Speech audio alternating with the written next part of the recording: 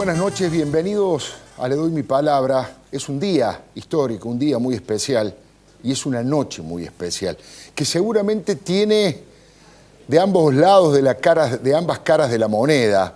Por un lado, por supuesto, todo lo que tiene que ver con este recuerdo histórico de estos 30 años de democracia que han transcurrido de aquel 10 de diciembre de 1983.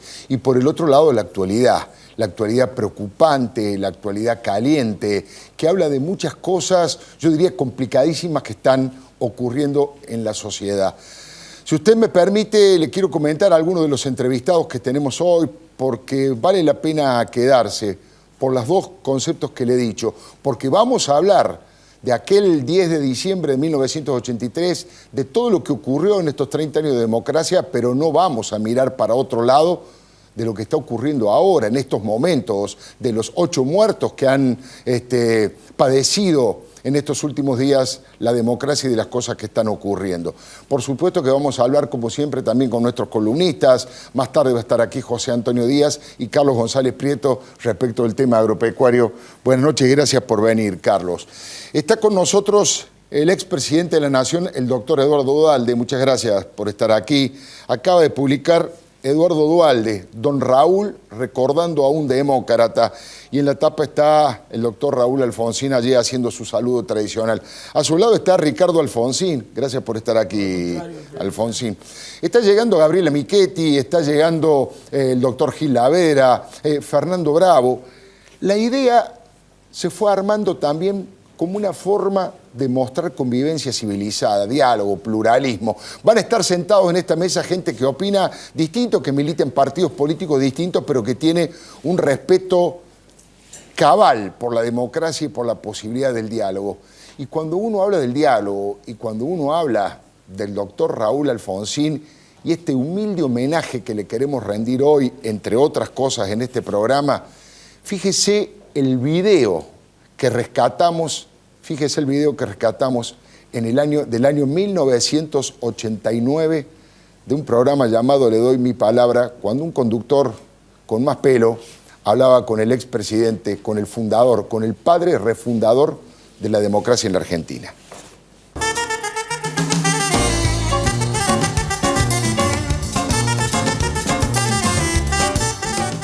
Lo que sí no me va a perdonar nadie, sobre todo mi madre, si no le pregunto por su salud. ¿Cómo está? Ando muy bien, muchas gracias. ¿Se lo ve bien? Ando bien. Si no me levantan el capó, ando bien. Porque usted sabe que las costillas tienden a unirse. Claro. Y como tenía 10 quebradas, se han unido como han podido. Así que a su manera adentro está un poco... Pero no sufro nada. Estoy muy bien. En fin... agradezco enormemente a todos, a usted, a todo el mundo, el afecto que me han mostrado, la solidaridad que han puesto de manifiesto. Y bueno, quiere decir que Dios me ha rechazado porque piensa que a lo mejor tengo algo que hacer todavía por acá. Y hablando de eso que tiene que hacer por acá, ¿cuál va a ser el rol? Usted dijo cuando asumió que el partido va a ser un compañero del gobierno, lo va a acompañar al gobierno. Sí, pero no es también un rol del partido, no digo, es una palabra fuerte, digo custodiar ideológicamente, pero sí advertir si hay errores, estar atentos, monitorear un poco. Claro, nosotros estamos, fíjese, nuestra convicción es la necesidad del diálogo con todos los sectores, con los propios radicales, desde empezando luego, por los radicales, claro, con nuestros socios de la alianza, con los peronistas, con los independientes. ¿Cómo no vamos a dialogar con el gobierno? Claro. Y por ahí se nos puede caer alguna idea más o menos buena que puede ser aprovechada. Pero nuestra visión de la política es el diálogo. Y si la política no es diálogo, es violencia.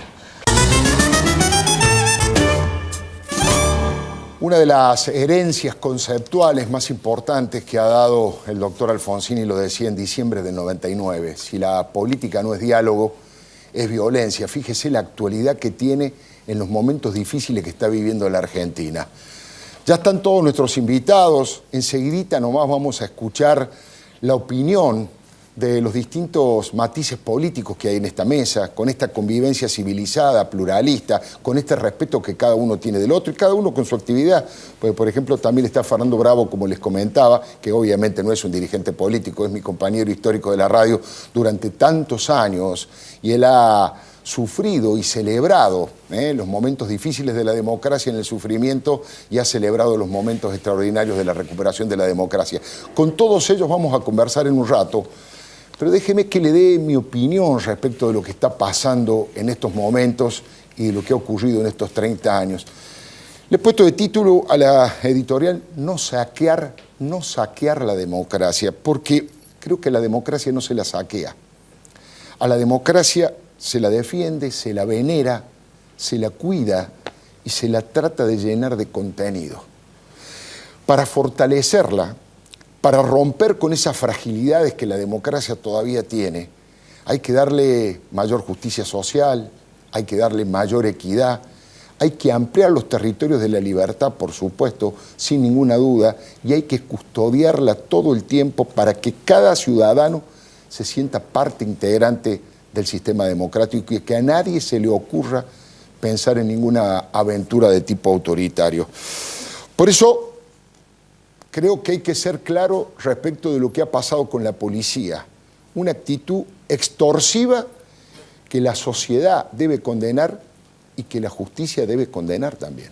La sociedad debe repudiar y la justicia debe condenar la actitud que ha tenido la policía en estos términos, porque no se puede ponerle una pistola en la cabeza a la democracia para negociar, por más razón que tengan los reclamos salariales, que eso es otra cosa. Ojo que yo creo que en la democracia tenemos que aprender a extirpar para siempre algún tipo de cáncer que va deteriorando su cuerpo social. Hablo de todavía sectores minúsculos que sueñan con el golpismo. Hablo de la corrupción de Estado que va generando cierto descreimiento de la sociedad en la democracia. Hablo de esta novedad terrible que se ha incorporado en los últimos tiempos, que son la banda de narcotraficantes que prostituyen las instituciones y prostituyen la familia. Pero también, y esto va dirigido a la presidenta de la Nación, que hoy ha hecho su retorno con su discurso, también la democracia se deteriora con la mentira, también la democracia se deteriora con la soberbia y con la falta de diálogo. La presidenta ha hecho una convocatoria de último momento de distintos presidentes que ha tenido la democracia, de distintos sectores, y no ha tenido demasiado éxito. Yo decía, no se puede mágicamente en un día limar todas las asperezas y cerrar todas las heridas que se fueron abriendo durante estos 10 años. Me parece que eso también hay que tenerlo en cuenta.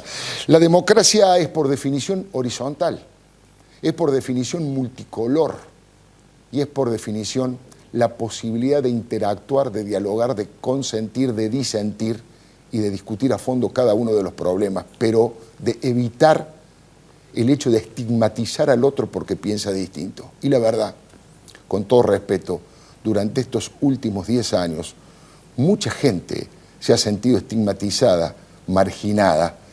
Fíjese que hoy la presidenta de Madres de Plaza de Mayo, Eva Bonafini, dijo que ella consideraba que los años de la democracia en la Argentina son solamente los últimos 10. Los últimos 10 años para Eva Bonafini vivimos en democracia, los 20 años anteriores no. Y la verdad, creo que hay un sector importante del kirchnerismo que piensa lo mismo. Creo que Eva Bonafini ha dicho lo que muchos no se han atrevido a decir, pero que lo piensan. Ayer volvió una Cristina auténtica, digamos, esta tarde, con toda su vehemencia, con un discurso realmente muy bien estructurado, como lo suele hacer habitualmente, pero se quejaba y criticaba algunos problemas, como si recién llegara a la Casa Rosada. Y el kirchnerismo hace 10 años que está gobernando este país. Y con casi, yo diría, el grupo político que más poder tuvo desde 1983 a la fecha, con mayorías parlamentarias, incluso con algunos recursos extraídos del Congreso de la Nación como los superpoderes, con gobernadores, con el voto, con legitimidad por supuesto también. Pero la presidenta se queja de la falta de eficiencia, de la falta de democracia que existe hoy en las policías provinciales. E insisto, hace 10 años que el kirchnerismo está en el poder. Yo creo que No se puede explicar todo lo que ha ocurrido en estos últimos días solamente con estos resabios autoritarios de los sectores policiales que existen, por supuesto. Creo que esta Argentina degradada desde el punto de vista de la condición humana, con lazos solidarios absolutamente quebrados en algunos aspectos, me parece que hay que bucear con más tranquilidad, con más tiempo y con especialistas en el tema de las reacciones de la sociedad para dilucidar de verdad qué es lo que ha pasado. Digo porque desde el poder político hacia abajo muchas veces se dieron señales que hoy explotaron y se reflejaron en forma absolutamente preocupante e inquietante. El todo vale, el no respetar las reglas del juego, esos disvalores como instalar la venganza, como fomentar el odio, el vamos por todo, lo que creemos que es nuestro nos apropiamos. Muchas veces el poder dio ese tipo de señales y no es gratis. La sociedad a veces es una esponja que va tomando muchas de las cosas que vienen desde el poder. Un filósofo profundo, en serio, no un periodista humilde como yo, un filósofo en serio como Santiago Kovadlov, dijo, ojo que los saqueos de abajo muchas veces son reflejos de los saqueos de la República. Hay vergüenzas que la sociedad va asumiendo y que no critica, que en algún momento explotan, que en algún momento estallan por algún lado. Insisto, no es un tema sencillo y hay que buscarlo de todas las maneras posibles. Fíjese, un dato. Hoy la presidenta criticó a la justicia porque tiene procesado a Sergio Berni, el secretario de Seguridad, porque detuvo, encarceló a sectores que estaban cortando la avenida General Paz.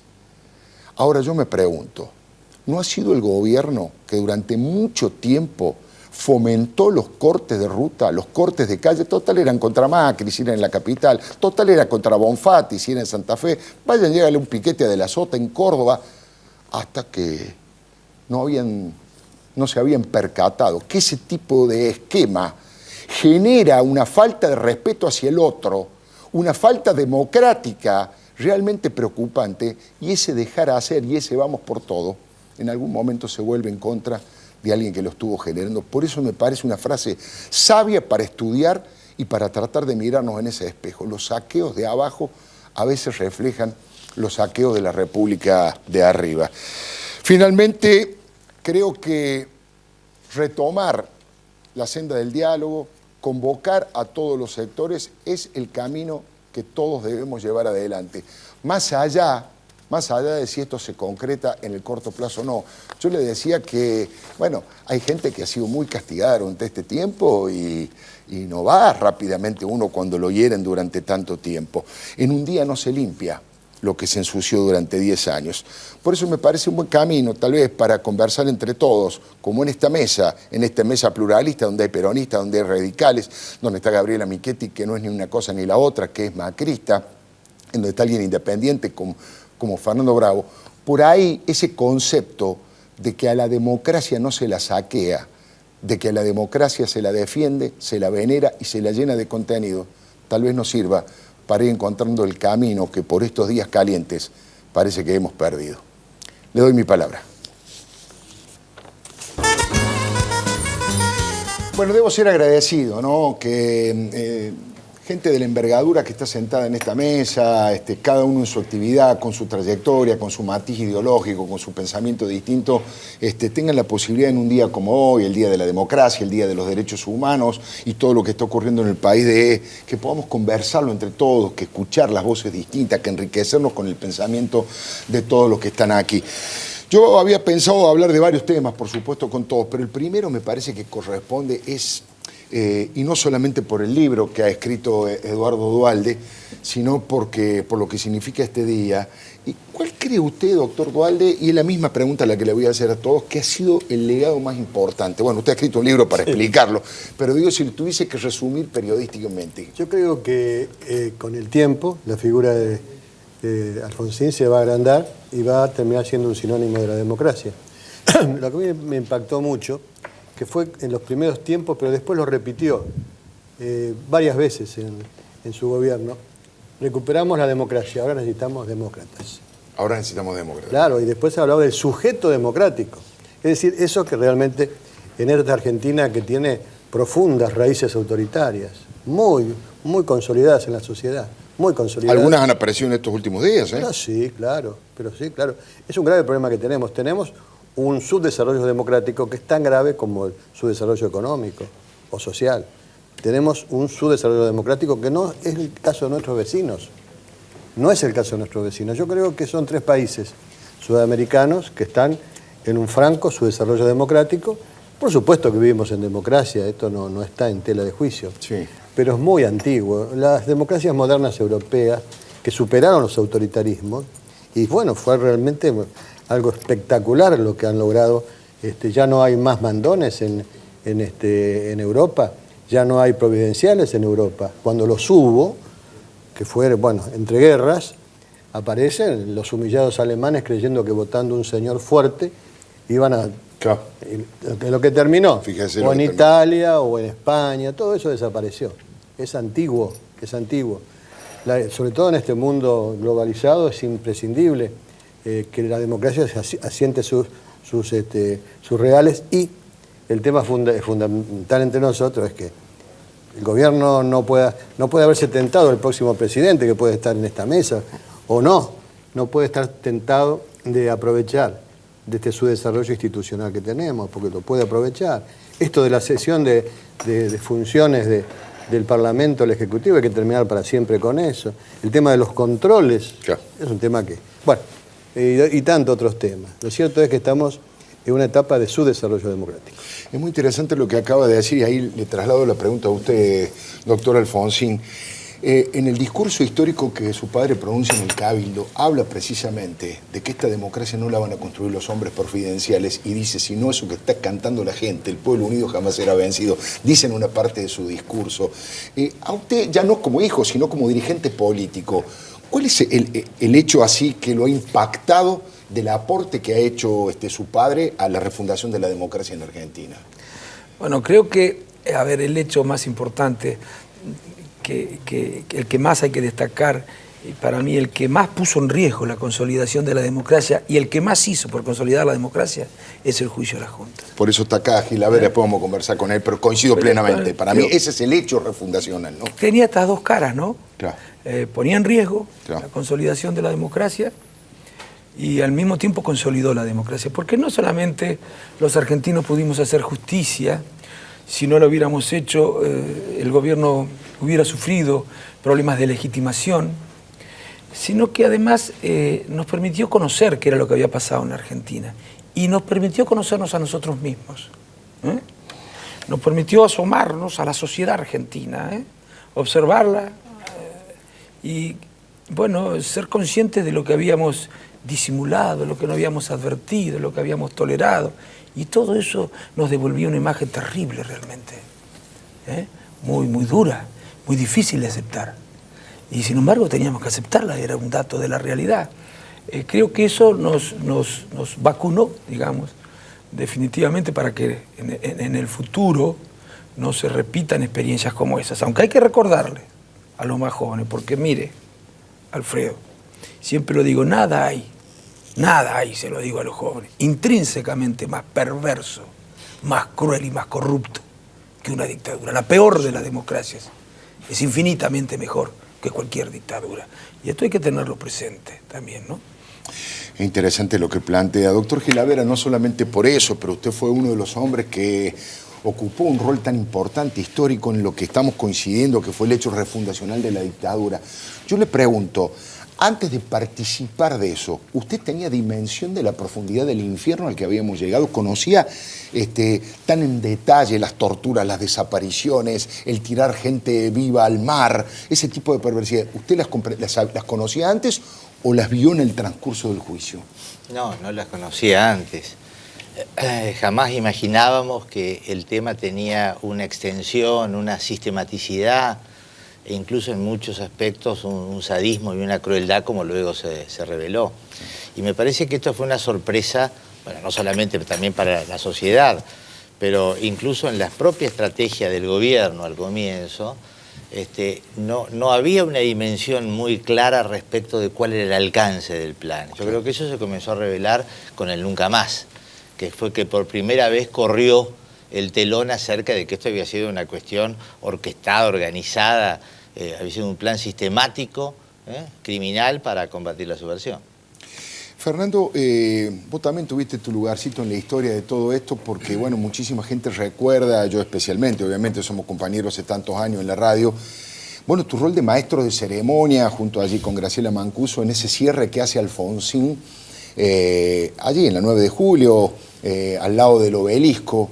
Hoy vos fíjate que la propia Presidenta de la Nación, en el discurso que hizo, recordó ese momento y dijo que se quedó mirando a Alfonsín y le dijo, parece Perón, y Néstor Kirchner le dijo, dale, estás loca, vamos. Que se hace tarde. Vamos que se hace tarde, le dijo Néstor Kirchner. Bueno, vos estabas al lado ahí del Alfonsín, donde se estaba construyendo la historia. También quiero saber qué sentías en ese momento y qué sentís ahora, De 30 años. Alfonsín, no de Néstor. Claro, 30 años después, ¿no? Fue una gratificación personal. Lo que pasa es que en aquel tiempo, digamos, cuando a mí me vinieron a buscar los Inchausti, el Chani y todos los demás muchachos de San Nicolás, bueno, yo estaba más vinculado al mundo del folclore y demás. Entonces, bueno, me dijeron, mirá, necesitamos, qué sé yo, un locutor, tenés ganas de prenderte. Me parece que era un hecho fundacional para toda la República, ¿no? Yo quería romper aquel mito de que alguien que pudiera subirse a un palco partidario quedaba invalidado de pronto para hacer después un trabajo o periodístico o hacer un trabajo independiente comunicacional y demás. Así que bueno, yo me sumí con mucho entusiasmo. Yo quiero nombrar, más allá de Graciela Mancuso, estaba el negro Merellano, Miguel Ángel Merellano, que pobrecito falleció en un accidente, y Ríos, Daniel Ríos, ¿no? Daniel Ríos, que éramos los cuatro que nos rotábamos, digamos, en la tarea de llevar adelante los actos radicales. Yo recuerdo mucho el de Ferro fue un acto también muy fuerte, porque ahí había una cadena de televisión que tomaba a todos los canales del interior, así que era todo un mecanismo muy, muy instrumentado. Y me parece que a mí me tocó presentarlo al doctor Alfonsín simplemente porque era a lo mejor el más mediático, el que tenía a lo mejor una mayor notoriedad por trabajar en televisión, pero hubiese sido lo suficientemente claro también para Merellano, para Graciela o para Ríos. Me tocó a mí. No había mucho para decir. Nunca pensamos que de pronto había 1 millón y pico de personas en la 9 de julio, porque ese hecho fue realmente conmocionante, ¿no? Y fue muy, muy emocionante. Yo siempre lo recuerdo, ¿no? Que una vez que yo lo presentaba me quedaba cerca, porque había un palquito, un pequeño atril más grande que me quedaba cerca y era emocionante verlo recitar el preámbulo al doctor Alfonsín. Era como la canción de despedida de cualquier cantante exitoso, ¿no? Claro. Cualquier cantante que canta su último hit, ¿no? Y toda la multitud se levanta. Cuando empezaba con el preámbulo era una cosa que aún hoy lo cuento y me estremezco, ¿no? Es impresionante. Gabriela, vos eras muy chica. ¿Qué pasaba en aquel 10 de diciembre del 83?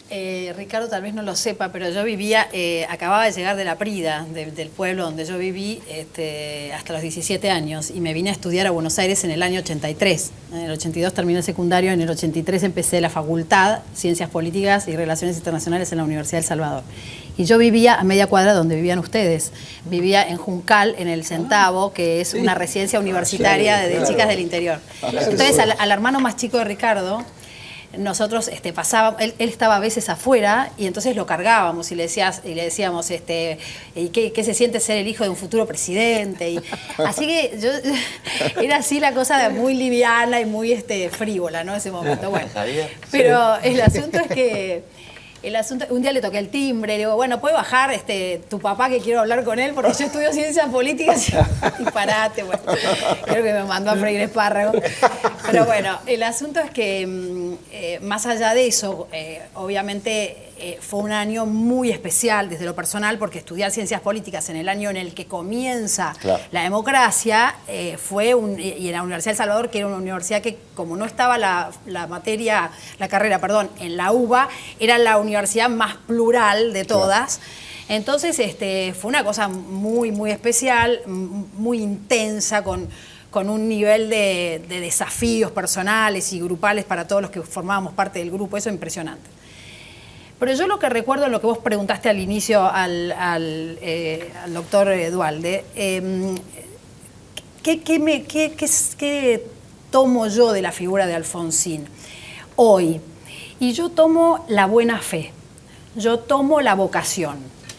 O sea, ninguno de nosotros, nadie puede dudar de que el doctor Alfonsín tenía una vocación política que le salía de la punta de la cabeza hasta la punta del pie y le recorría toda su sangre, y además con una vocación que estaba ligada al servicio público. Nadie dudaba, ni va a dudar nunca, que él lo que quería era servir a la gente y buscar el bienestar general. Después uno puede estar en disidencia con las medidas que toma, seguro, eso. O con por qué fracasó tal cosa o por qué tuvo éxito tal otra.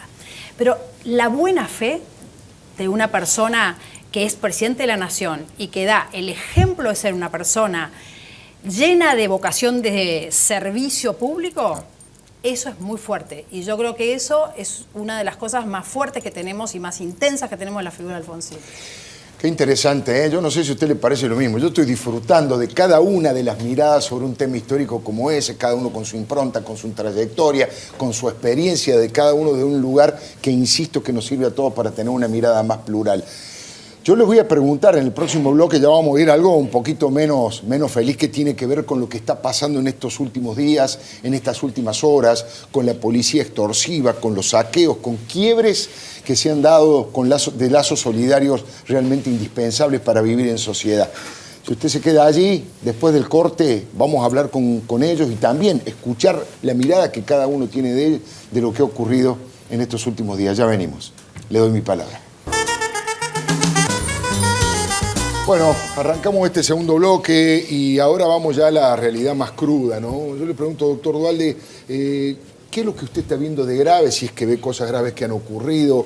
¿Por qué ha pasado esto de la policía, del reclamo, de los saqueos en la democracia, de la degradación de los propios vecinos? Yo creo, y lo decíamos acá, que después de tu introducción está todo dicho. Lo que pasa hoy es un día de duelo, tendría que estar las banderas a media asta.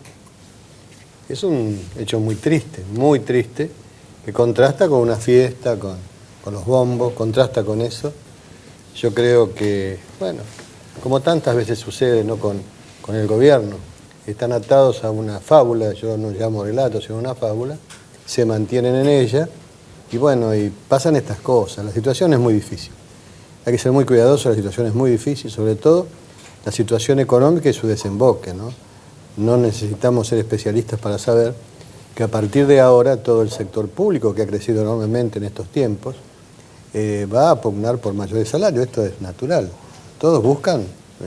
Y bueno, y esto puede generar en estos momentos que no hay plata, que tenemos dificultades, problemas muy graves en materia económica. Se requiere que llamen a la gente que sabe. Yo no puedo entender, realmente no puedo entender. Quizás sí, porque, bueno, siguen atados a una soberbia, no llamar a los que saben. ¿Quién duda que un ministro como Roberto Labaña sabe, estuvo con ellos, lo demostró? Y yo sé que estará dispuesto, no a trabajar con el gobierno, pero sí para dar su consejo. Hay que llamar a los que saben en todos los aspectos. Yo no sé si el gobierno que ha dado muestras últimamente como de, bueno, de por lo menos cosméticamente, de querer arreglar, consensuar. Capitanich lo hace todos los días, pero hasta ahí, si se queda ahí nomás, no sirve. La situación argentina se va a tornar muy difícil, muy dificultosa en el futuro. Doctor, usted envió una carta diciendo que tenía cuestiones personales para no ir. ¿Se puede saber cuáles son esas cuestiones personales? No. ¿O realmente, digamos, expresó correctamente el hecho de no querer participar de...? No, yo realmente, como estaba la situación en el país, estaba prendido a la radio y a la televisión, preocupado. Me acuerdo como cuando yo estaba en la presidencia, estaba preocupado, nervioso. Yo no podía creer que se hiciera el acto. No podía creer, me parecía que no estaba en la inteligencia, por lo menos en la mía, que se pudiera realizar un acto con lo que estaba sucediendo en el país. Es muy grave. Hoy se banaliza esto, pero es muy grave. Estaba pensando que usted, doctor Alfonsín, también planteó de que se postergara por lo menos la parte festiva de los bailes. De hecho, terminó la presidenta bailando con Moria Kazan. Bueno, y acá el doctor Duhalde está hablando de bandera media asta de duelo. Hay 8 muertos, ¿no? Sí. Pues había 2 actividades previstas. Una era un acto austero, sencillo, con recogimiento, solemne, digamos, formal, adentro de la Casa Rosada, en el que se iban a recordar los 30 años. Y ahí de usted democracia. participó, obviamente. Bueno, ahí yo dije que iba a ir. Ahora, también dije que me parecía, ya que habían invitado a todas las fuerzas políticas, cosa que celebraba, y a todos los expresidentes, cosa que celebraba, que también podríamos aprovechar a propósito de los 30 años para acordar una suerte de documento que podríamos titular por la lealtad democrática y republicana, ¿no? Bueno, por supuesto que no había tiempo para preparar ese documento, pero me parece que podríamos haber empezado a pensar en algo parecido. El oficialismo tiene que demostrar que realmente quiere cambiar su relación con las instituciones. Y con relación al otro festejo, lo dije ayer, Claro, además sí, me sí. preguntaron, con relación al otro festejo dije que me parecía que correspondía lo más adecuado frente a las circunstancias que eran de público conocimiento, frente a la angustia que vivían muchísimos compatriotas nuestros en distintas provincias, no era lo más adecuado hacer una fiesta con recitales, con bailes, con comparsas, que en todo caso lo postergáramos unos días hasta tanto se resolviera esta situación. Eso me parecía lo más apropiado. Bueno, por supuesto, ni se habló de convocar a una discusión o a un intento de acuerdo respecto de un documento en defensa de la República y de los valores de la democracia, ni se suspendió ese acto. ¿Quiere que le diga la verdad? Me dijeron, me dice uno de los funcionarios importantes, ¿sabe por qué no lo suspendimos? Me dice, yo leí lo que vos dijiste, pero ¿sabe por qué no lo suspendimos? ¿Por qué? al festejo en la plaza, ¿no? La celebración en la plaza. Me dice, porque creo que hubiera sido darle la razón a quienes se habían manejado con esta irresponsabilidad desde la Fuerza de Seguridad. Bueno, es una opinión, yo no la comparto. Doctor Gil Lavedra, de todo estos temas, digo, de la celebración, pero también de qué es lo que ha pasado, de qué se ha quebrado, del rol de la justicia respecto de una policía que presiona de esta manera, de los saqueos, ¿cuál es su mirada? A mí me parece que se ha dado una circunstancia paradojal, ¿no? Porque hoy todos estamos contentos y festejamos la recuperación de la democracia, que significa la soberanía popular. El pueblo puede votar y durante estos 30 años eligió los gobiernos que quiso. Pero Le haya gustado a uno o no, digamos, pero la gente... Bueno, claro. sí, pero a la vez esa cachetada brutal de realidad de una situación que yo entiendo que es delicadísima, bajo el punto de vista institucional, bajo el punto de vista económico. Verdaderamente es una situación sumamente delicada.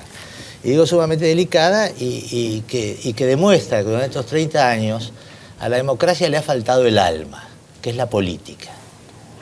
Porque, sinceramente, en estos 30 años en el que el pueblo ha votado con entusiasmo distintos gobiernos, pero sin embargo no se ha podido, las autoridades hasta el presente no han podido darle al pueblo, bueno, el pleno goce de sus derechos, una sociedad inclusiva, con acceso al agua. Claro. Tenemos la mitad de la población con problemas de agua, a la educación, a la salud, etc. Y esto que ha ocurrido también con respecto a la policía, bueno, ¿qué hemos hecho con respecto a la policía? ¿Cuánto hemos esperado durante todos estos gobiernos y no se han dictado ninguna ley que pudiera asegurar un funcionamiento democrático de la policía? Ninguno. Y está obviamente en la agenda de muchísimos. El famoso tema de la sindicalización, que yo estoy absolutamente de acuerdo. ¿Está de acuerdo? Absolutamente. Y que incluso hubiera ayudado a prevenir esto. Claro. Y algunas cuestiones que verdaderamente llaman mucho la atención. Por supuesto, yo estoy totalmente en desacuerdo con que yo creo que la policía no puede hacer huelga. Por supuesto. Ni la policía ni los médicos de los hospitales no pueden hacer huelga. Bueno, pero tampoco los policías pueden ganar 3.000 pesos. Como ahora se ha descubierto que los policías en muchas provincias están ganando 3.000, 3.500 pesos. Esto es un caldo de cultivo con un país con una inflación que está deteriorando los salarios cada vez más, explosivo. No entiendo tampoco, y otra deuda de la política, bueno, ¿por qué no se ha modificado la Ley de Seguridad Interior, que es la que coordina a la nación con las provincias en materia de seguridad y en materia de policía? En fin, uno revisa y no se ha hecho nada, no se ha hecho nada. Por supuesto, yo estoy de acuerdo que la policía no se puede amotinar, que no puede hacer huelga. Lo de los ateos también nos tiene que hacer reflexionar. ¿Es necesario que no esté la policía cuidando para que salga la gente como un malón a robar? Si usted se encuentra una billetera en la calle y nadie lo está mirando, ¿la agarra Claro. o no? Es tremendo, es un síntoma Esto social significa preocupante. que ahí hay una fragmentación de valores compleja. En consecuencia, el menor anuncio de que la policía no está, bueno, entonces sale la gente a robar, esto es tierra de nadie. Y pienso que todos estos episodios nos tienen que hacer reflexionar, bueno, contentos de que podamos votar y que podamos cambiar las cosas. Claro, que está en porque nuestras manos esto es lo cambiarlo. maravilloso que tiene la democracia. Claro. Estas cosas dependen de nosotros y de la política, de los representantes que elijamos, poder cambiarlas. Y por otro lado, todo lo que nos falta, ¿no? Fernando, conozco tu opinión, obviamente porque la dijiste en la radio, coincidís con Ricardo Alfonsín, un poco con Duhalde también, en el sentido de que era como algo, no sé, como frívolo, como fuera del lugar, los bailes, los recitales y la cosa en la calle, ¿no? Yo creo que hubiese sido un gesto, una decisión muy bien tomada por la mayoría. El país está de luto, como lo decía el doctor, hay 9 muertos, u 8 muertos o 9 muertos, pero la cifra, en el 2001 hubo 7 muertos. Y nosotros recordamos al 2001 como la gran catástrofe, digamos, de un gobierno democrático, ¿no? Lo que pasó en la Plaza de Mayo. ¿Cuál es la diferencia de estos muertos con aquellos muertos? Son muertos de un estallido social, de un desequilibrio emocional de toda la sociedad y todo lo que sea, ¿no? Impulsado por esto que bien marca el doctor y han marcado todos, que es el tema de la policía. A mí me despierta cierta sospecha de supuestamente de situaciones independientes como son las provincias, que nada tiene que ver la provincia de Tucumán con la provincia de Córdoba, la provincia de Córdoba con la provincia de Buenos Aires, y sin embargo se ha producido esta situación de reclamo en cadena de cosas que se fueron sumando, arrancó en Córdoba y terminó, digamos, en todo el país. Que la policía se llamó por teléfono, se pusieron de acuerdo, o el hecho de que una policía haya reclamado un sueldo, los demás hayan entendido de que estaban en el derecho, aunque no sea la forma, de hacer lo mismo, y se generó un efecto contagio. Y ante esa desprotección aparecen las miserias. Yo las considero que son miserias humanas lo que hemos visto. Hoy, Alfredo, vos contabas en la radio, sí, la directora de una escuela en Córdoba que dice: yo vi a mi abanderado robar. Llorando. A mi abanderado de la escuela lo vi entrar a un supermercado a saquear. Y le pregunta al ministro, ¿y qué hago? Le Es saco la porque bandera. es la mejor alumna y la vi robando en un supermercado, la bandera de mi colegio. Es terrible, habla de un grado de quiebre. Pero y a partir de ahora, Alfredo, el tipo que era dueño del supermercado, que vio robar a los vecinos, Claro. ¿qué tipo que van a ir a comprarle ahora? La desfachatez de los de Córdoba, de mostrar en Facebook lo que se habían robado para venderlo. Una cosa insólita, saquearon una heladería, se llevaron las heladeras grandes de una heladería, de un comercio, entraron a casas particulares. Hay una descomposición descomunal, pero también es cierto que acá se ha confundido durante muchísimos años orden con represión. Y esa ecuación no se ha podido resolver.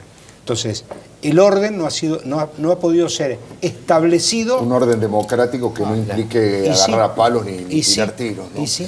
Gabriela, ¿vos cómo lo ves? Como ciudadana de la capital, como estudiosa del tema político, ¿cómo te ha impactado todo esto que ha pasado? Mira, bueno, coincido con varias de las cosas que se han dicho, creo que es muy triste, la palabra creo que está bien empleada, es muy triste lo que nos pasa, porque hay muchas cosas que están detrás de estos hechos, digamos, ¿no? Son símbolo de muchas cosas y de cosas que son estructurales y profundas. La primera tiene que ver con esto de los disvalores que se han instalado en una sociedad que, en vez de haber iluminado su parte buena de la cultura, ha como profundizado las sombras, ¿no? O sea, nosotros, como cualquier cultura del mundo, tenemos luces y sombras, y yo creo que en los últimos años hemos profundizado la cosa más fea que tenemos como cultura y no las luces que tenemos como cultura. Y esto tiene mucho que ver con lo que yo creo que es trascendente, que es la ejemplaridad de los líderes, de las autoridades. Digo, así como en el colegio los profesores te marcan de una manera u otra, depende cómo manejen el grado, cuánto sepan y cuánta autoridad moral tengan desde el punto de vista de su saber, de cómo se mueven como personas, de qué tipo de valores predican y además ejercen. y en la familia los papás, bueno, en la sociedad las autoridades, digamos, ¿no? Entonces creo que cuando no hay autoridades probas, cuando no hay autoridades, como decíamos hoy, o como yo trataba de rescatar, la buena fe, la vocación, la integridad de una persona como nuestro primer presidente de la democracia después de la dictadura, creo que definitivamente eso después se mete en la sociedad y entonces ahí aparecen, digamos, los abanderados, digamos, yendo a robar. ¿Por qué no? Si los valores están todos como desperdigados, no se sabe bien cuáles son los modelos, los referentes. Este es un tema. El hecho de haber dejado que la ley sea como un elemento accesorio a la vida institucional. O sea, para algunas cosas hay que cumplir la ley, para otras no. Por ejemplo, si, como decías al inicio, si la manifestación va a ser en contra de un dirigente o de un político que está a cargo de un gobierno opositor, le dejamos que la manifestación le invada y se le meta dentro de las oficinas. Y entonces que no actúe la policía y le dejamos... Digo, todas estas cosas después calan en la sociedad, calan en las generaciones, ¿no? En los jóvenes, etcétera. No estoy de acuerdo con Ricardo en decir que no hemos hecho nada en este sentido, que no hemos hecho o que no hay ejemplos. Yo creo que nosotros con la Metropolitana, y no, digamos, y lo hago en términos de poner ejemplos valiosos para que tengamos esperanza, no en términos de hacer proselitismo. La Metropolitana es una fuerza de seguridad que, bueno, incluso ahora la justicia acaba de determinar lo que pasó en el Borda y los eximió porque justamente se determinó que fueron agredidos de una manera absolutamente inhumana. Es una fuerza que tiene el respeto de la gente, es una fuerza que se construye con los dineros públicos y con el esfuerzo del dinero público puesto digamos, al servicio del ciudadano. Y se ha podido hacer bien, y va creciendo, y va tomando cada vez más fuerza. Y es una fuerza que tiene respeto, que gana bien, que además las personas que tienen la camiseta de la Metropolitana la tienen con orgullo. Entonces se pueden hacer las cosas bien. Entonces yo digo, me parece que acá estamos descubriendo que la famosa fábula, relato, mentiras, estas cosas son mucho más profundas de los que en un momento pensamos. Estos 10 años de tan buen crecimiento, de tan buena oportunidad, no fueron aprovechados para que la democracia hoy hubiera dado un salto cualitativo en los contenidos y estuviera llena de contenidos como debería haber estado. Impresionante, interesantísimo escuchar a todos nuestros entrevistados, pero bueno, Carlos González Prieto tiene para contarnos qué está pasando en el tema del campo y la política, en el tema institucional, a propósito de las últimas novedades que se han dado. Carlos, buenas noches nuevamente. ¿Y por qué no nos contás un poquito eso? ¿Qué tal, Alfredo? Buenas noches. Bueno, desembarcó finalmente el ministro Casamiquela con su equipo, Gabriel Delgado, una notita de color. Se negaron a usar una flota de autos muy lujosa que había comprado Norberto Yaguar. Siguieron con su auto de más linda, humilde, modesto, sí, como gesto. Pero empezaron las reuniones también.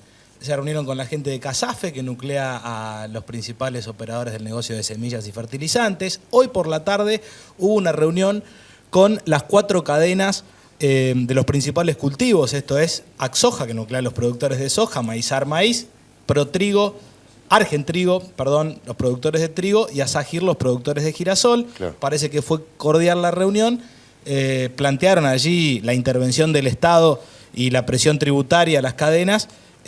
Quedó en resolver la cuestión el ministro. Pero la gran pregunta, Alfredo, es si va a participar finalmente el ministro Yaguar y su equipo de la reunión que está armando mañana la comisión de enlace a las 11 de la mañana, donde presentarán un trabajo realizado con la colaboración de APRESID y CREA, y del grupo CREA, donde muestran de alguna manera el aporte del campo y la proyección que puede dar el campo de cara al 2020. Surgen unos datos muy interesantes, más que nada si se compara los números de Argentina con nuestros países, y también el aporte en términos porcentuales a la economía. El 35% del empleo indirectamente depende del complejo agroindustrial. Estarán, sí, mañana Eduardo Duhalde, que está aquí en el programa, comprometió su presencia, Mauricio Macri, mucha gente también del mundo empresario, Luis Betanza de la UIA, Jorge Brito, un banquero importante, la gente de CAFMA, los fabricantes de maquinaria agrícola,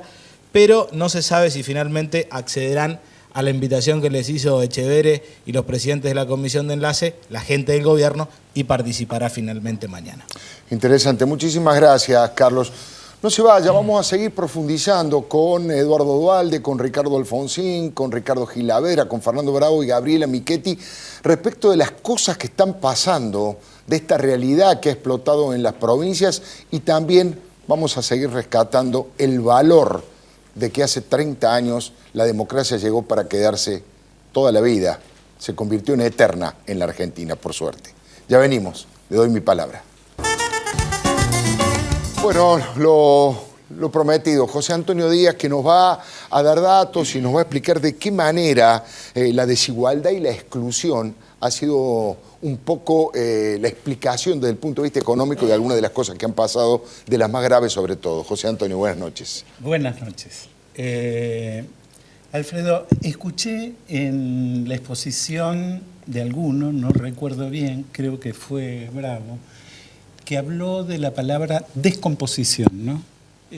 Estamos transitando ese camino, un proceso de descomposición social que viene de un sistema económico injusto, un sistema retrógrado, que lo único que hizo en todos estos años es toda la riqueza generada por el crecimiento de los primeros años del proceso, dilapidarla y saquear al Estado para derivar de manera inconsulta y arbitraria los recursos que generó la economía argentina, por lo menos hasta el 2006. Dentro de los desfasajes que agitaron este estallido, de alguna manera, primero figuran los sueldos públicos provinciales. Volvemos a repetir cosas que están recontradichas, pero de los presupuestos provinciales, por ejemplo, la provincia de Buenos Aires, el 49% se va en sueldos, el 56% en Tucumán, el 62% en Río Negro, el 47% en Chaco, el 40% en Córdoba. Estos porcentajes hacen dudar sobre la posibilidad de que estos aumentos que se han concedido a las fuerzas policiales efectivamente se puedan pagar, porque de todas las provincias que acordaron, ninguna está en condiciones financieras de pagarlos. Esta es la realidad y es la punta de lanza de un reclamo generalizado de los empleados del sector público. Hoy ya hay medidas de protesta de médicos, los docentes anticipan su habitual protesta preparitaria, etc. Hablemos de un segundo punto, las transferencias de la nación a las provincias. En los últimos años cayeron del 30% al 25%. Parece poco. Es más, cayeron 4 puntos en realidad, cayeron a 26% si incluimos el Fondo Federal Solidario. Es decir, que el gobierno nacional se quedó solo en el 2012 con 24.000 millones de pesos que corresponden a las provincias. De hecho, un ejemplo es Córdoba, que resignó 9.300 millones de pesos. Otro elemento fundamental, y este es el tercer gran capítulo, así como la nación desfinancia las provincias, insisto, saquea al Banco Central en 2 años, desde el cepo cambiario, 250.000 millones de pesos fueron del Banco Central a financiar los requerimientos del Tesoro. No hay plata que alcance, no hay reservas que alcance. Las cifras son descomunales si le ponemos al lado, como dice la placa, que el déficit fiscal este año va a rondar los 150.000 millones de pesos.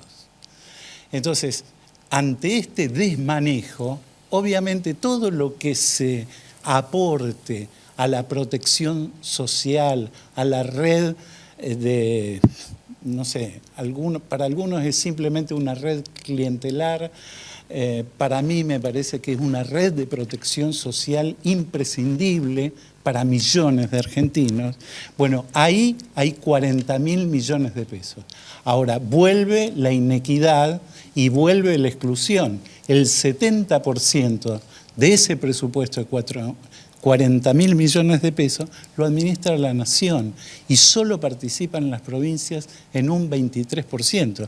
Acá tenemos un problema estructural, Alfredo, que excede este conflicto, aunque está detrás del conflicto y detrás de la reacción, obviamente, ante la falta de recursos, ante el hambre en algunos casos, ante la inflación en otros, ante la pérdida del poder adquisitivo salarial. Hay una multitud de pequeñas explicaciones de esta desigualdad social que en vez de achicar se agrandó, sobre todo en los últimos años. Muchísimas gracias, José Antonio. Gracias. Bueno, ha planteado un tema que me gustaría conversarlo para conocer la mirada de ustedes. 10 años, la década ganada, y está hablando de unos niveles de desigualdad que en el relato oficial, hoy la propia presidenta volvió a decir que nunca hubo tanto éxito económico en la historia de la Argentina, que los 6 millones de empleos, y la brecha inequitativa se ha ampliado en muchos aspectos, doctor. ¿Eso por qué pasa? Porque las cifras son elocuentes y además no se ha aprovechado la situación. En primer lugar hay que decirle a nuestra gente la verdad. Iberoamérica toda creció más que Europa en esta década. Todos los países crecieron. No es que creció Argentina. Ya sabemos el motivo por qué creció, pero como bien se dijo en esta mesa, creo que fuiste vos, el tema es cómo se gasta el dinero. Esta es la gran diferencia. Esta es la gran diferencia. Yo sinceramente lo que recién explicaban es muy serio, por eso decía antes. Yo no sé de qué manera se puede resolver. Insisto en la idea, hay que llamar a los que saben. En todos los aspectos hay que llamar a gente probada, que son argentinos, que son patriotas, por lo menos para consultarlos qué hacer. Si no, la situación se va a empeorar día a día. Y lo que necesitamos nosotros es que el próximo presidente reciba el país en mejores condiciones que la que estamos hoy. Pero quiero hablar de la desigualdad refiriéndome a don Raúl, que hablaba de que la democracia es renga. ¿Y a qué se refería cuando decía renga? Que él dice que no hay democracia si no se avanza hacia la igualdad.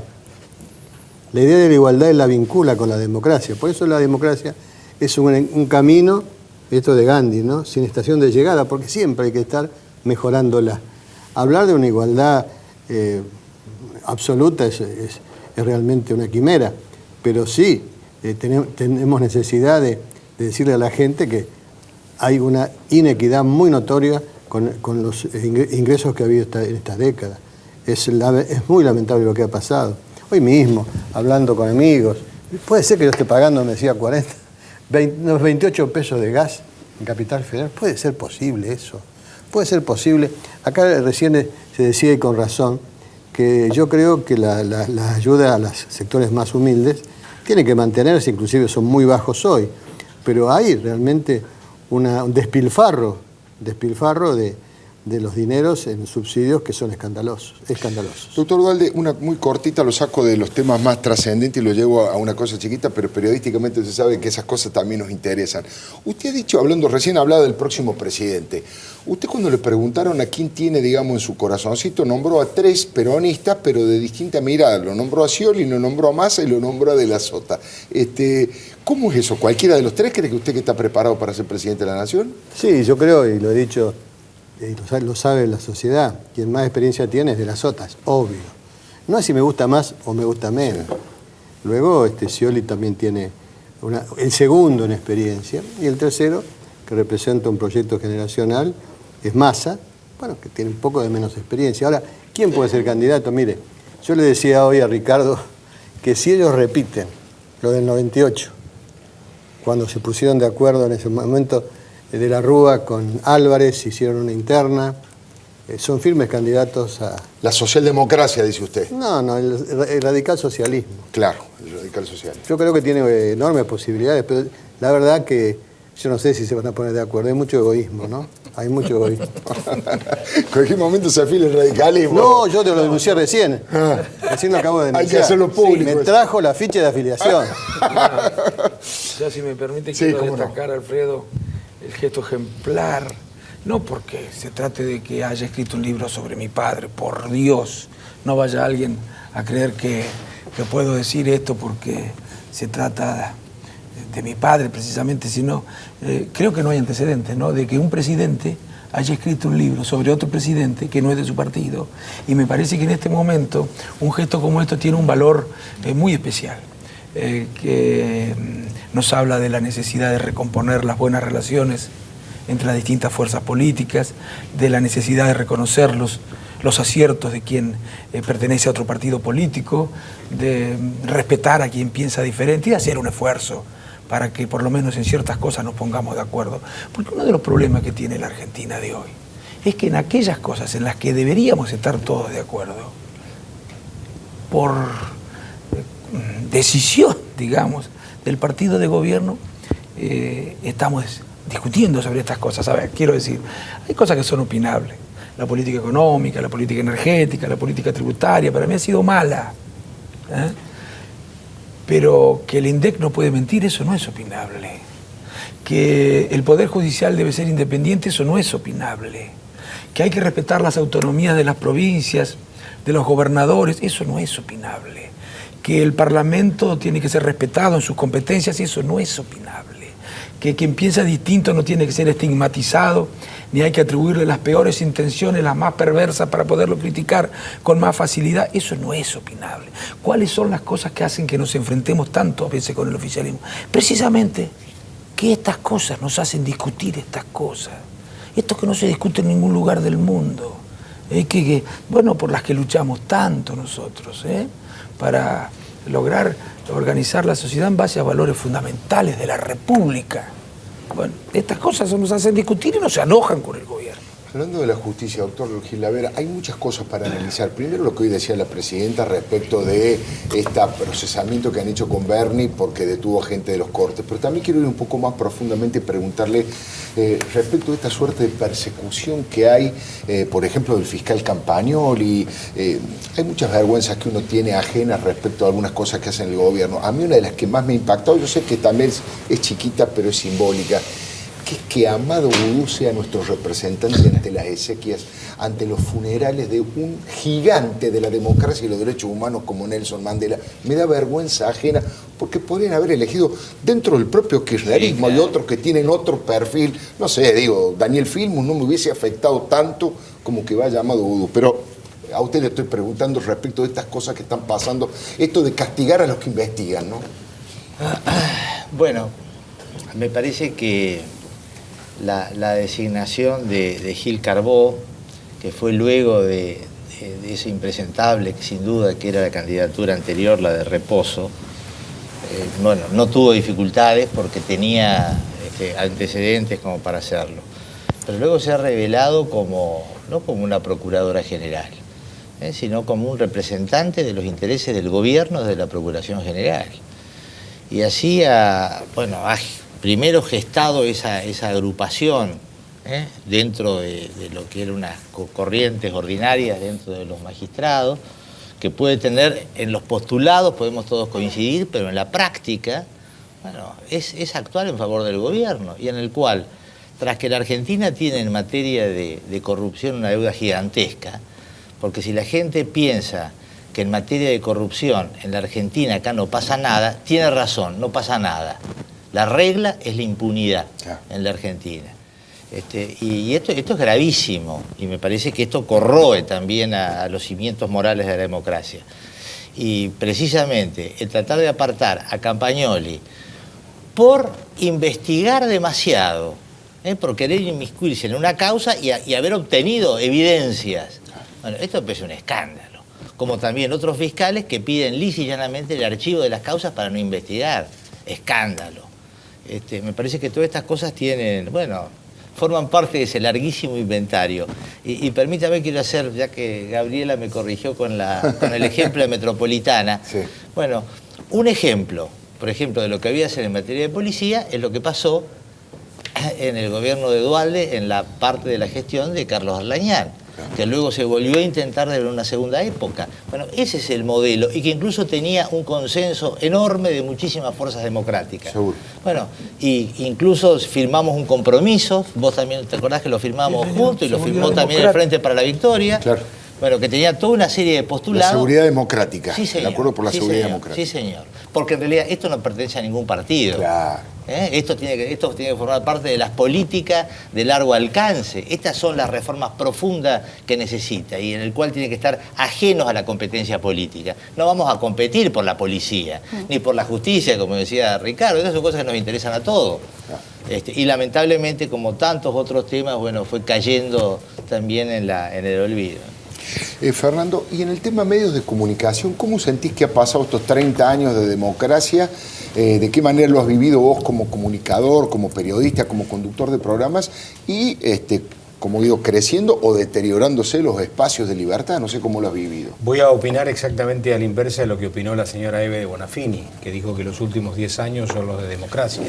Yo creo que para los medios de comunicación los últimos 10 años son la democracia de menos calorías que hemos tenido, ¿no? Un poco por lo que decía Ricardo también, la estigmatización de aquellos que de pronto tienen una opinión crítica, la persecución, sabemos positivamente de todas las chicanas y todos los diques de contención que se le ponen al periodismo independiente, el periodismo independiente que vive no precisamente de la pauta oficial, sino que vive del anunciante tradicional, y ese anunciante ha sido obligado en muchísimos casos a generar, digamos, una indiferencia para sostener un trabajo del periodismo independiente, y muchas de las cosas que pasaron, anecdóticas, los juicios en la Plaza de Mayo, a los periodistas, algunos de ellos integrantes, por ejemplo, de la CONADEP. Hemos estado hoy hablando de que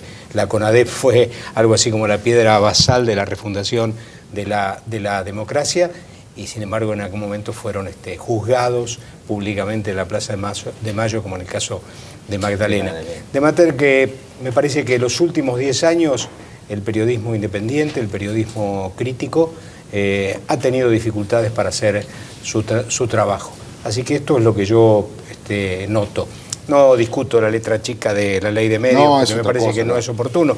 Hablo de una cosa en general, de una foto más ampliada, digamos, de lo que ha sido el trabajo nuestro. Bueno, Alfredo, nosotros un día tuvimos que salir con la policía desde los estudios de Radio Continental, y yo también en la calle he pasado algunas dificultades, pero no me quiero constituir, digamos, en un hecho puntual y personalizar en mí una situación que han vivido también otros periodistas.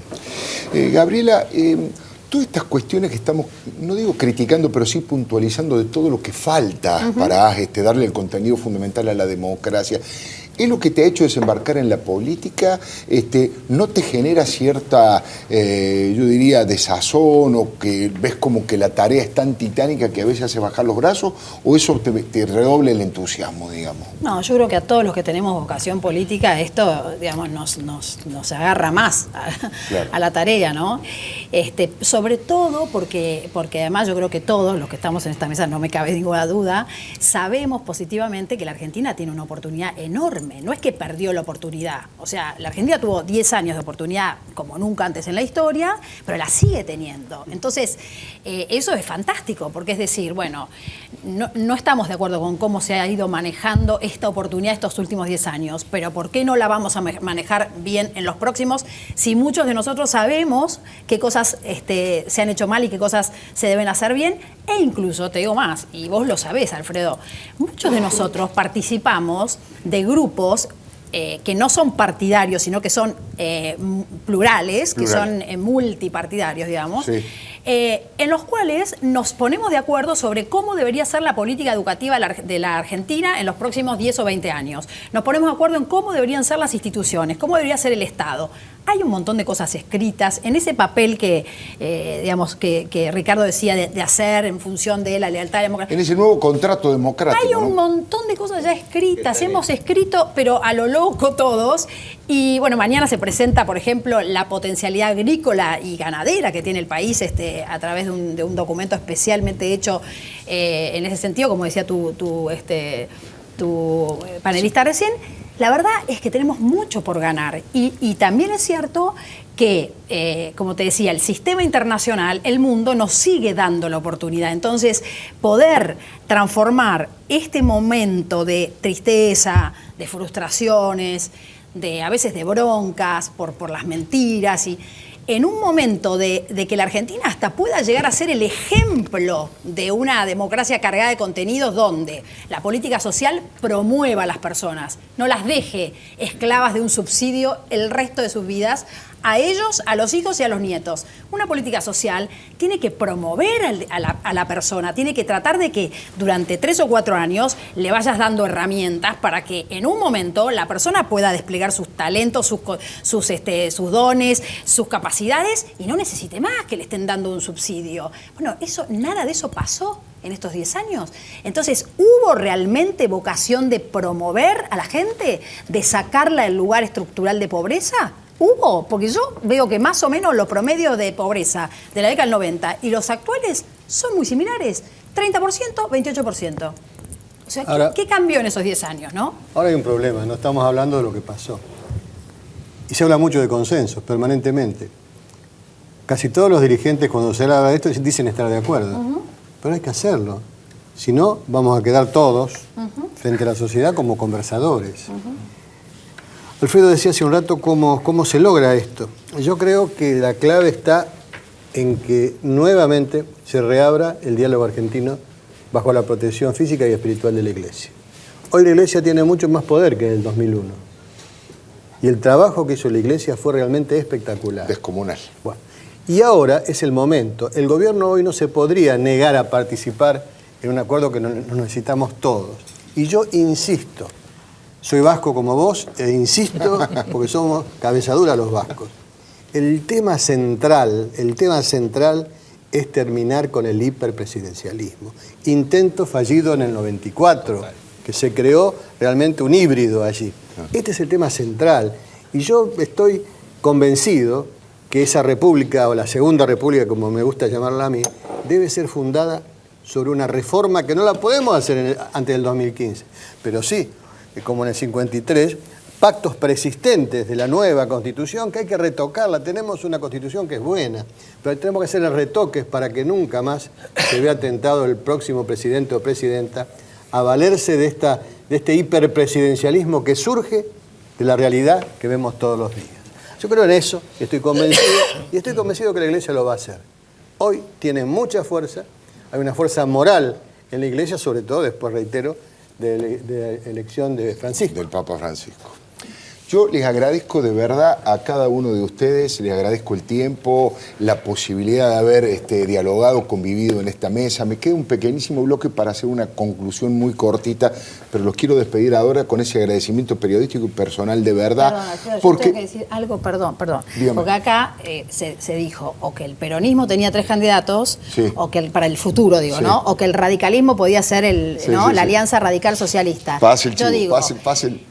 Ni peronistas ni radicales que ya gobernaron mucho tiempo, Sí. ¿por qué no una nueva alternativa que el PRO está constituyendo?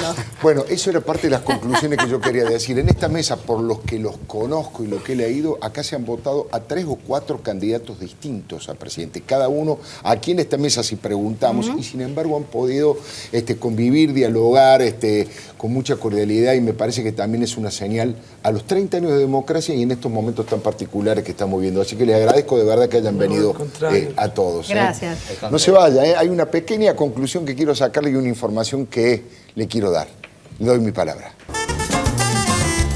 2 cosas que quería decirle mano a mano entre usted y yo. Primero, ratificar esto que acabo de decir. La verdad que me siento gratificado plenamente desde el punto de vista profesional. Insisto con el tema.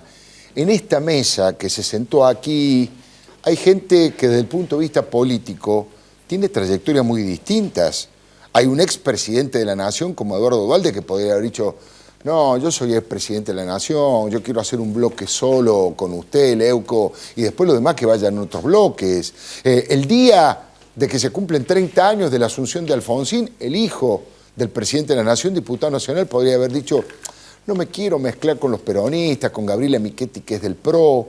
Fernando Bravo tiene 30, 40 años de jugar en primera en los medios de comunicación social y me podría haber dicho: Alfredo, me parece que merezco un bloque en forma individual. O Gabriela Michetti, que acaba de ganar las elecciones realmente en forma importantísima en la ciudad de Buenos Aires. O el doctor Gil Lavedra, ante el que me saco el sombrero por haber integrado nada menos que los jueces que tuvieron que sentar en el banquillo de los acusados y condenar a los comandantes que llevaron adelante la dictadura más terrible que tuvo este país. Sin embargo, todos aceptaron de muy buen grado sentarse en la misma mesa, dialogar y dar una imagen. En el día donde estábamos viendo tanta desintegración en distintas provincias, con saqueo, con quiebre de lazos solidarios, me parece que el mensaje pluralista, de diálogo, de convivencia pacífica que han dado es realmente muy positivo, más allá de lo que cada uno haya dicho y más allá del corazoncito partidario suyo, mío. A alguno le habrá gustado más, otro menos, a lo mejor no le gustaba a ninguno de los que estaban aquí, pero me parece que eso fue útil. Y lo último que le quiero decir, como siempre, es que no se pierda el programa de Cecilia Lucía Puig, Líderes, que viene ahora. Y hoy especialmente, porque el líder que usted va a descubrir no es un hombre del empresariado, no es un dirigente político, es tal vez el científico más importante que tiene este país. Le dicen el Einstein argentino, y estoy hablando de Juan Martín Maldacena. Es doctor en física, es el hombre que se formó en el Instituto Balseiro y que hizo posgrado en Princeton en los Estados Unidos. Es uno de los argentinos, desde el punto de vista intelectual y científico, más importante que ha dado esta tierra. No se lo pierda, le recomiendo que vea porque vale la pena conocerlo. Y a usted lo espero el próximo martes. Le doy mi palabra.